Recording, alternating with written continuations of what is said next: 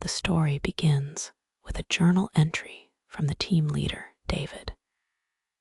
He explains the history of the tunnel, known locally as the Abyss, which was sealed in 1974 after a series of mysterious disappearances. Despite local warnings, David's curiosity has led him to assemble a small team of investigators to explore the tunnel.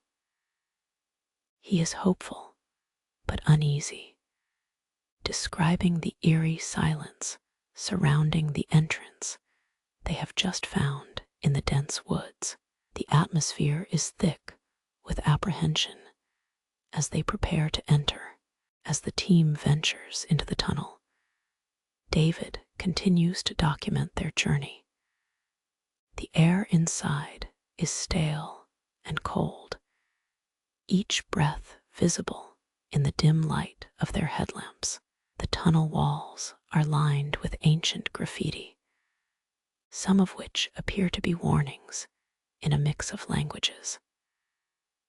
As they delve deeper, they hear faint, distant echoes that seem to mimic their movements, and David notes the growing sense of being watched. The tension mounts with each step. The team encounters a series of bizarre metallic doors at intervals along the tunnel.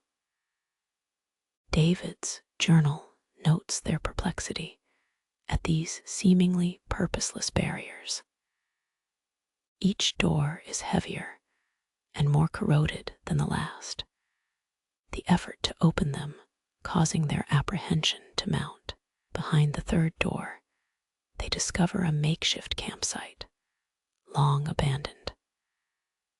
A rotten, mildewed journal lies amidst the debris, its pages filled with frantic scribbles and warnings to turn back now. The deeper they go, the more unnatural the tunnel seems. The walls begin to warp, and bizarre symbols start appearing in vivid colors, pulsing with an unsettling light. David writes with a trembling hand about the whispers that seem to emanate from the very stones, unintelligible yet compelling. The team's apprehension turns to fear as they realize the way back is no longer distinct, and there seems to be an unseen force urging them deeper. Finally, they reach a cavern sprawling wide beneath the earth, the source of the pulsating light. David's final entry becomes erratic, describing impossible architectures and a presence that feels ancient and malevolent. Here, time seems to stretch and blur, and the team struggles to keep their bearings. Their equipment fails, lights flicker, and their own voices echo back altered, distorted. David's last coherent scribbles end with a plea for understanding or forgiveness. The logs and recovered audio become filled with chaos, a cacophony of screams, desperate pleas, and garbled voices.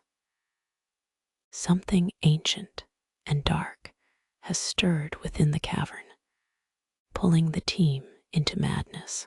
Their voices weave a tapestry of terror, recounting sights of shadowy figures with eyes that glimmer in the darkness.